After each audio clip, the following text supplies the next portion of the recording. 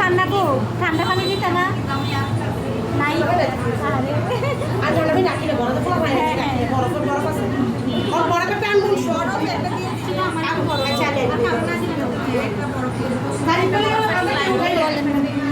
আসসালামু আলাইকুম সবাইকে রামাদান মুবারক।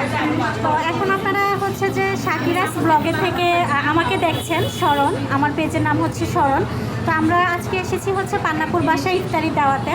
তো আজকে অনেক সুন্দর আয়োজন করেছে, আর আপনারা যারা যারা হচ্ছে শাকিরাপুর পেজে আছেন, যুক্ত আছেন, সবাই আপুকে বেশি বেশি সাপোর্ট করবেন।